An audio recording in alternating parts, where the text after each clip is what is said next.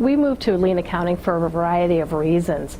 We had been pursuing lean improvements for about a year, year and a half, and although we were making improvements, it was difficult to see it many times and to get everyone on the same path of improvement and see that what they were doing made a lot of sense. We had a lot of metrics, yet they were just kind of a collection of numbers, not necessarily being properly analyzed or really being acted upon. So that was one thing that really attracted us to this when we learned about it. We also were struggling for a number of years with a decreasing denominator in our application of overhead. We were applying our overhead based on the number of direct labor hours, and as you know, many times the costs have no correlation whatsoever with direct labor, the cost that it takes to support a product.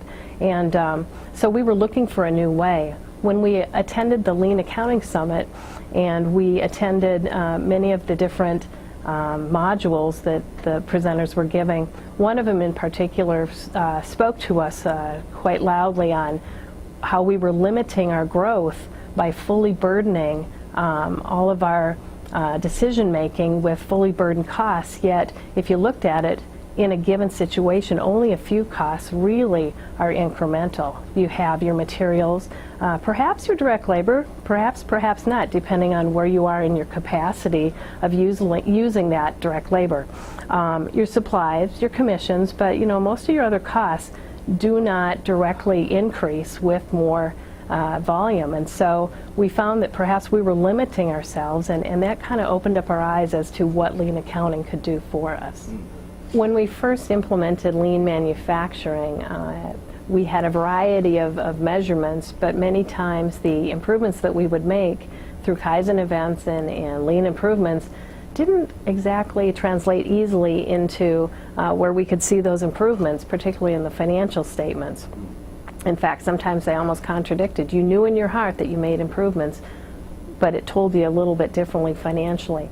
Now through value stream management and the box scores, we're able to better correlate the improvements, not only plan the improvements and predict which metric that we should see improved, but then actually be able to see and track the improvement with those. Using lean accounting really helps us control our operations much better through a variety of ways. For one thing, it enables a lot more people to be in tune with the business and to feel that they have a part of the business, a stake in the success of the business. Through our value stream management metric boards, we have spread that accountability to a number of people, and they each are responsible for perhaps a quality, a delivery, a cost, safety, some sort of metric that they actively measure, they explain, and then they say what they're going to do about it. So it's brought a much higher level of accountability. Another thing that lean accounting has done for us has been the way it's provided us in a very small amount of time to really get a good feel of what's going on with the business. The top management group goes and actively participates in our weekly metrics reviews, and through a half hour in each segment of the business, we really, through studying the metrics and hearing about what is being done about them, get a good feel of what the key indicators are of the business and whether we need to help remove obstacles to move forward. When we have inventory reductions, we definitely see a financial impact in a couple ways. One, definitely the improvement of the cash flow. Number two, we're not slogging through as much inventory and having to have extra before we need it and not enough of something else. And then, yes, in the financial statements, we also, though, see an impact of it because you're decapitalizing some of your labor and overhead that has been capitalized before. It does show up a lot better in lean accounting than in the traditional method. The way that we've reconfigured our financial statements, we've kind of highlighted and can isolate and see that. The other thing that's neat about lean accounting is that there's not a lot of magic to the numbers. I mean, you incurred this and it shows up on the P&L. It's not hidden in a lot of overheads that get applied or not applied. Wages are wages, and you know, your whole labor and overhead is very straightforward versus before you kind of had what was absorbed or unabsorbed, and you had variances that you had to try to understand and then explain. So it's a lot more straightforward. If I were talking to another controller in a similar situation as ours, I would definitely encourage them to pursue value stream management or lean accounting.